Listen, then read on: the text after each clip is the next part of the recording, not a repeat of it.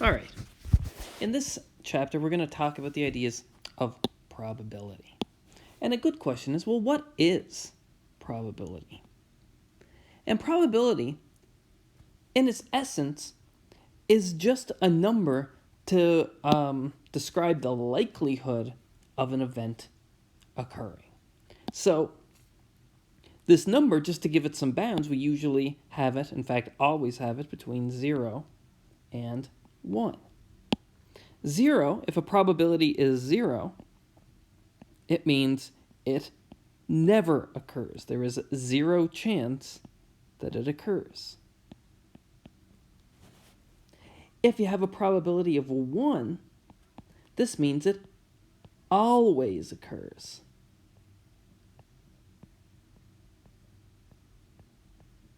And then the closer you get to 1, the more likely it is of occurring. So let me give you a few examples. And we'll just kind of loosely put them on our chart here. The first obvious one is going to be flipping a coin. So the chance as you flip a coin and it comes up heads, well, that's 50%. It's half. It's half likely. So we're going to assign, in fact, a number of 0.5 to it. We'll talk about exactly how to assign that. But this is flipping heads in a coin, and it's about there on our graph. Something like rolling a 6 on a 6-sided die, well, that's less likely than flipping heads. There's a 1 out of 6 chance. So rolling a 6 on a 6-sided die, that's going to be somewhere around here. That's less likely. So this is rolling a 6. Something like the sun rising tomorrow, well, that's as near to 100% sure it's going to occur as possible. So the sun rising tomorrow would be as close to 1 pretty much as you can get. This is the sun rising tomorrow.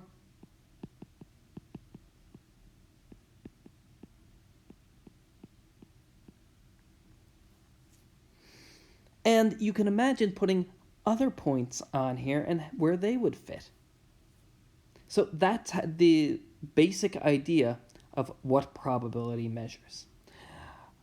A big note I want to make is that probabilities are always between 0 and 1.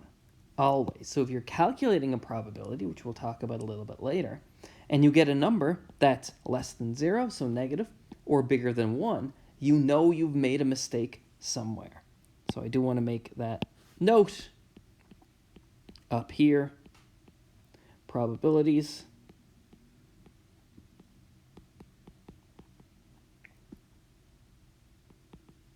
are always between 0 and 1. That is very, very important. When we introduce any new topic in mathematics, we need to come up with some words to describe some concepts. So that's what we're going to do now. We're just going to talk about the jargon of probability. So one thing that we'll care about is actually doing things to determine how likely events are. So we call the things experiments. So experiment is a procedure where something happens, but the outcome is uncertain. So let me give you some examples. So one example of an experiment would be flipping a coin. That's something you can do. And you don't know before it lands whether it's going to land heads or tails. So the outcome is uncertain. Another one is drawing a deck, or drawing a card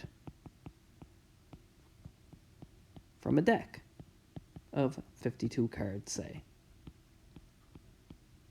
That's something you can do, and if it's well shuffled, you don't know what card you're going to draw.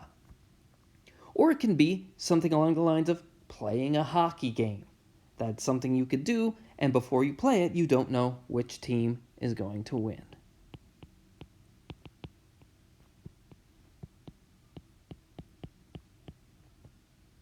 So they're all examples of experiments. Things that you do and you don't know the outcome. Now, each experiment has outcomes, of course. They're the possible things that can happen in your experiment. So, let's say for flipping a coin, there are realistically only two outcomes. The outcomes are heads and tails. For drawing a card from a deck, well, there are 52 different outcomes, and you can put them, in fact, let's put sets of outcomes here. So, we can have something like the ace of hearts, the 2 of hearts, 3 of hearts, 4 of hearts, all the way to the king of hearts, and then you would do all diamonds, and then you do all spades and all clubs. So let's say we end with the queen of clubs and then the king of clubs. So all these, this is a terrible club. Forgive my drawing, but that's okay. So all 52 cards in the deck. So they are the possible outcomes for our experiment there. And playing a hockey game, well, it depends how you look at it, but you can kind of think, depending on the rules, the outcomes are either team 1 wins, team 1 loses, or both teams tie. Now, depending on what you want to ask, maybe you're interested in, instead of just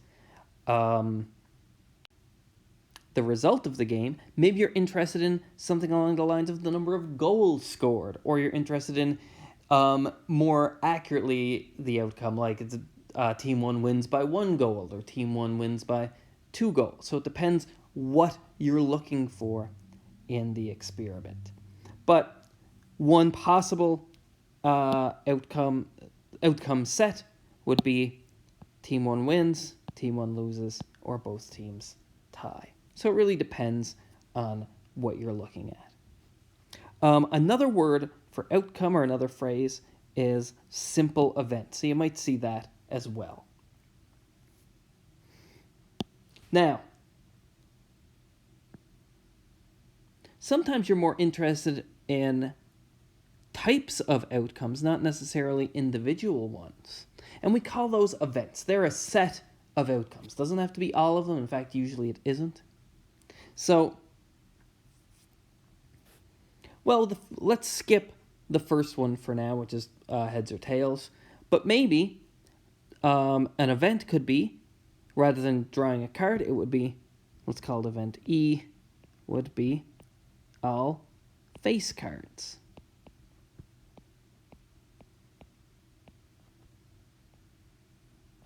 So that would be the jack, king, and queen of all 4 suits. So there's 12 cards. So my event could be drawing a face card.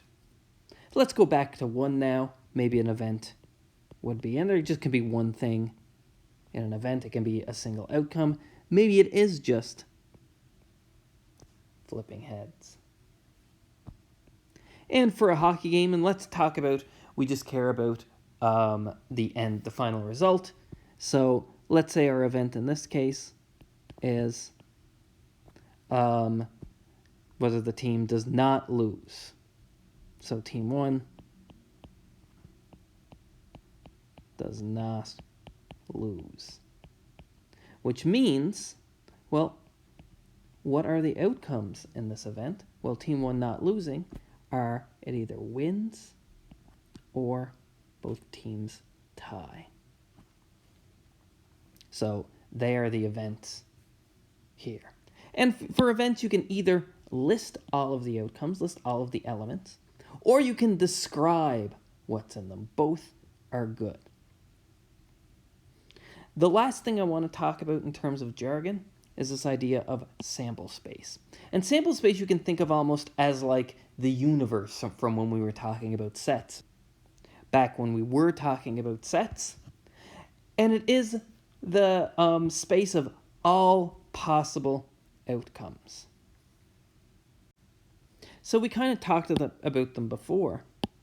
But if you remember, for drawing cards, we said the set of all outcomes was the ace of hearts, two of hearts, all the way to the king of clubs, so all 52 cards.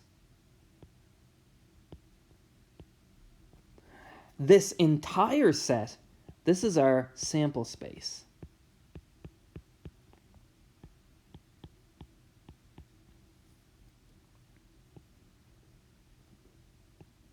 And each element in our sample space, this is an outcome.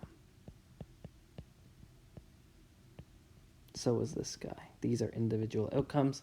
There are 52 outcomes in drawing a card from a deck. Let's look at one more example.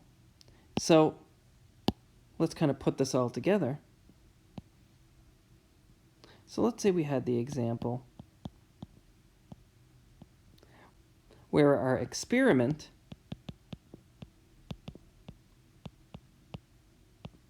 is rolling a die. And when I say a die, whenever I'm talking about dice, if I don't specify the number of sides, then I mean 6-sided. There are other dice out there that have 4 sides or 8 sides or 10 sides or 20 sides. Or you can just imagine a die with as many sides as you like. But when I just say a die and I don't specify, there are 6 sides to a die. So let's say that's my experiment. So let's draw a little diagram that indicates the sample space. So let's go ahead and do this. I'm going to make a little more room by scrolling up. There we go. So my sample space, I'll draw it out. I'll put it in a big square. Hopefully that'll be helpful. And what are our possible outcomes? Well, the outcomes are the numbers you can roll on the die. You can roll a 1, a 2, a 3, a 4, a 5, or a 6. So they are the possible outcomes in my sample space. Well, let's talk about a couple of events. So let's say the first event, let's call it E1, I guess, is going to be rolling an even number on the die. So we know that the even numbers are 2, 4, and 6. So if I want to, I can make a little Venn diagram here. And they're not going to be perfect circles because I already put the elements in here, but as long as I have them in the fence here, there is my E1. So everything inside the red fence, or the red hoop, I guess, is an event E1. They're all of the even numbers we can roll. And let's say E2 is rolling a square number. And of course, your square numbers are numbers that when you multiply another number by itself, you get that number. So 1 times 1 is 1, so 1 is a square number. 2 times 2 is 4, so 4 is a square number. 3 times 3 is 9, so 9 is a square number. And I think you can see, well, everything bigger than 3, if you multiply it by itself, you're going to get something bigger than 6. So the only square numbers that you can roll on a die, which I will highlight in blue, are 1 and 4. So here is a fence containing all of the square numbers. So here's a little Venn diagram. We can even redraw this so it looks a little better.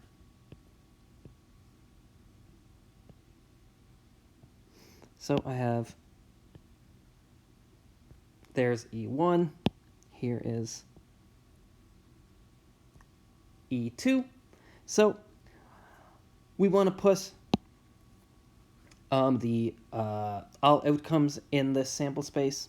We know 1 here is a square number, but not an even number. So we'll put it here inside the circle of square numbers, but not in the bit where it's also even.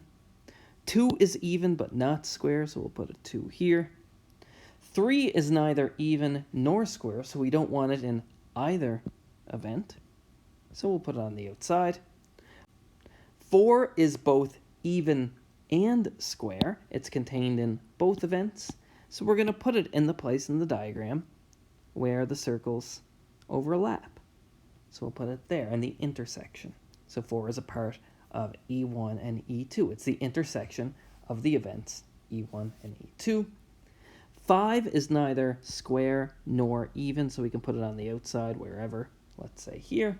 And 6 is just even and not square, so we'll put it in the even circle, E1, but not in the intersection, because the intersection you need to be square as well. So this is how you can draw a little bit of a diagram for experiments and outcomes and events. Hopefully this is helpful.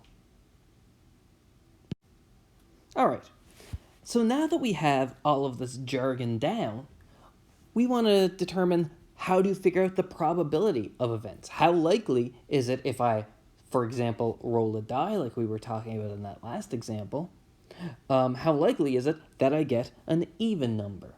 Or if the Winnipeg Jets play a hockey game, how likely is it, what is the probability that they win? So the answer in some sense, for a lot of cases, is kind of hard to get accurately. For some cases, like rolling a die or drawing a card or flipping a coin, where each outcome is equally likely to happen, we can say more. In fact, we will in the next video. But in all cases, especially in cases where we don't know if each outcome is equally likely, there's something you can still do. And basically, all you can do is just do the experiment a bunch of times and keep track of how many times that event happens. And so we have a little notation for this. So we use this P here, probability of event E happening. P of E is how we read it. So this is like kind of like a function, P of the event E. And we can approximate it by counting the number of successes after we do a bunch of experiments over the number of total experiments. So that is how this works. And by a success, of course, I mean an outcome element of an event. So if I was interested in, from the previous slide, if I was interested in the probability of rolling an even number on a 6-sided die, it would be the number of times I roll 2, 4, or 6 over the total number of rolls that I do. So you would just keep track. Maybe you could do a little tally chart. Let me do a little tally chart over to the side here. So for each experiment that I do, which is rolling a die, I could keep a track. I could say if it is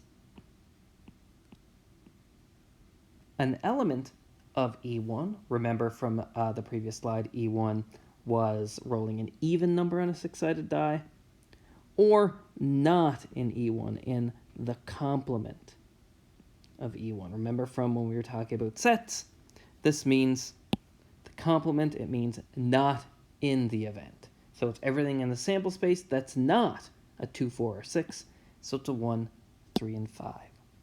So what I could do is I could just run the experiment a whole bunch of times. I could roll a whole bunch of dice. Let me roll a die now. So I roll a die, and it comes up as a 2. So I'll put a little tick mark there.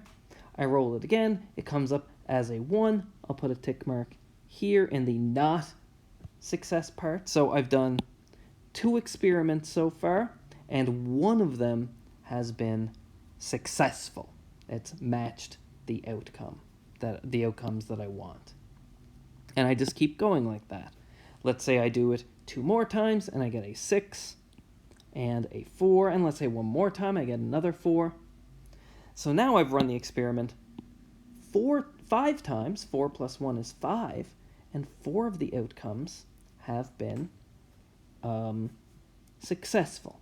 So this is a very small number to estimate a probability at, but if I was to estimate this probability now, it would be, let me write that down, P of E1. I'm going to estimate this to be 4 successes over 5 totals, which is around 0.8. Now, anybody who knows a bit of probability, or I think you could probably think about this and it's quite obvious, this isn't very good. We expect, and we're pretty sure, that the true probability of rolling an even number on a 6-sided die is a half. So in some sense, we got too lucky with our successes in our rolls. So there's something to note here, and this is important. It's called the law of large numbers. And this tells you that the more experiments you do, as this approaches infinity, then kind of the number of successes over total number of experiments will always approach the true probability of that outcome, of that event, occurring. So let's say, for whatever reason, I did that experiment a whole bunch more. And let's say, I'm not going to put ticks for each of them, but let's say I just recorded and I did it again and I got an extra, let's say, 51 successes, and let's say 49 failures. So a better estimate, because I increased the number of times I did the experiment, is going to be, well, now I did 51 plus the original 4, so that's 55. Over how many in total? Well, this is 55. This is 50 experiments, so that's 105. And you can check that this is roughly 0.524. So we're getting there. It's getting closer and closer to the true probability. If I did, say, 1,000 different dice rolls, then my probability will most likely be even closer to the true probability, which I will tell you and we'll figure out in future videos, is exactly a half. So let's continue to talk about the law of large numbers for a second here.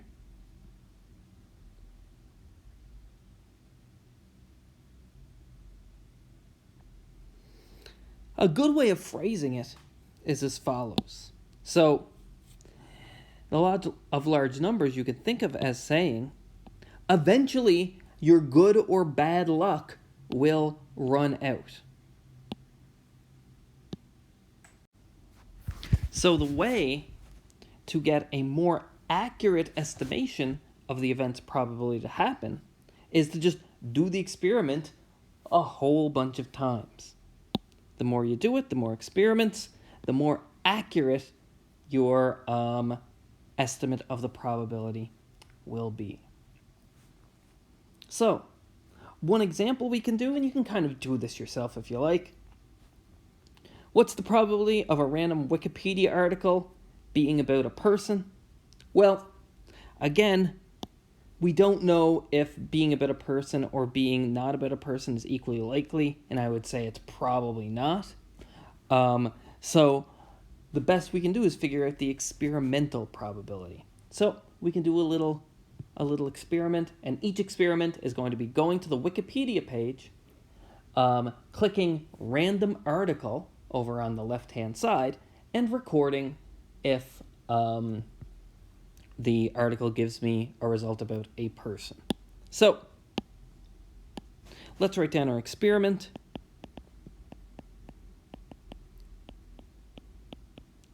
It's clicking random article.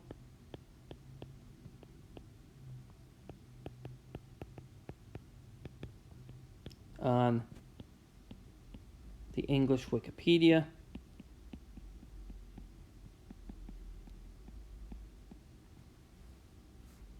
And recording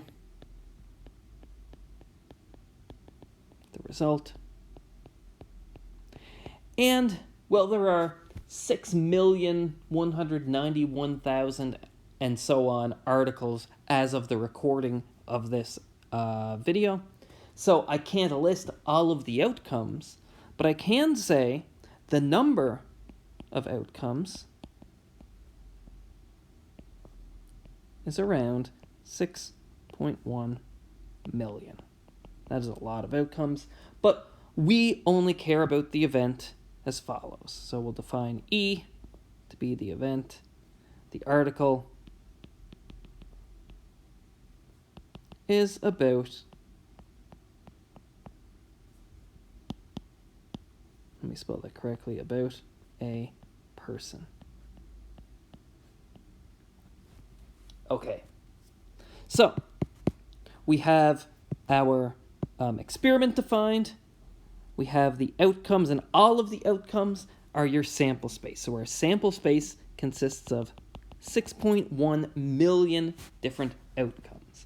But really, we only care about the event, the article being about a person. So we can do a little chart here if you like, and you can go to Wikipedia yourself and perform the same experiment. You're probably going to get slightly different results, as it is a bit random, but that's okay. So we have E and not E. So if we get a success, if we click the random article and the article is about a person, we'll put a tick here. And if it's not about a person, we will put a tick on the not in our event side. And so we can just keep a tally like that. I'm going to pause the video and I'm going to do, say, 100 different experiments and just keep track. So after doing the experiment 100 times, I literally clicked random article on Wikipedia 100 times. I found that 31 of them